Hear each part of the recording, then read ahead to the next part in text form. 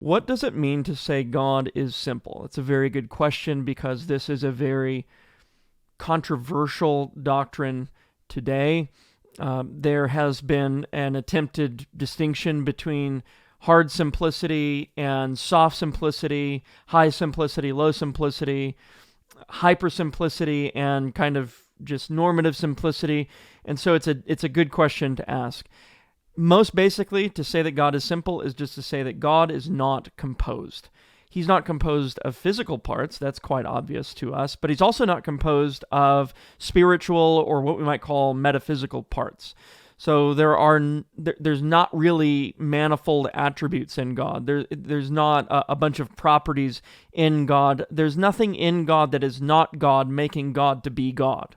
And so the reason why we would want to affirm this doctrine of divine simplicity is in light really of God's aseity, his self-existence.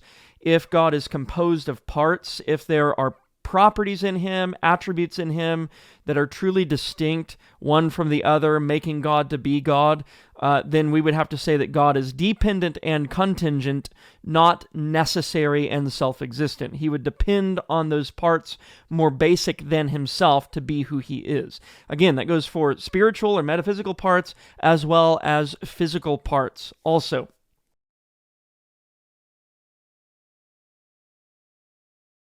Can we make distinctions between God's attributes in light of the fact that there really are not a conglomerate of attributes in God because God is simple? Yes, we can make distinctions, conceptual distinctions. Some might want to say we can make formal distinctions between these concepts that we call attributes, which really are a result of God revealing his nature to us through the medium of creation and Scripture. And we have to remember that God has accommodated his revelation to us to where we can understand him.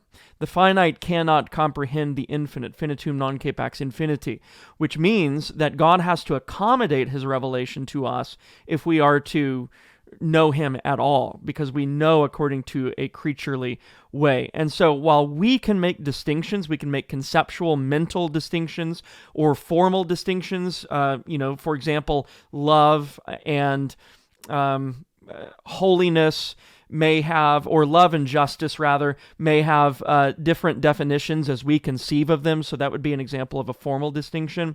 But nevertheless, there's not really distinct things in God, even though we distinguish these attributes as he's revealed himself through a complex medium, that is creation and the Holy Scriptures.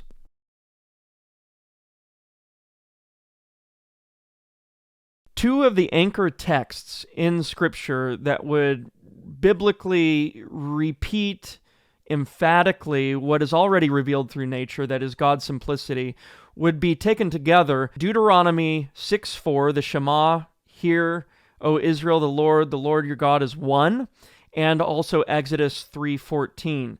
When Moses asks God, who should he say sent him, God responds and says, I am. Tell them I am has sent you. All right, and this idea of I am, ego eimi in the Greek, is a statement of existence. It's an absolute statement. It's unqualified. There's no predicate. It's just a statement of isness. God is, he is self-existent, and that would necessarily imply the doctrine of divine simplicity.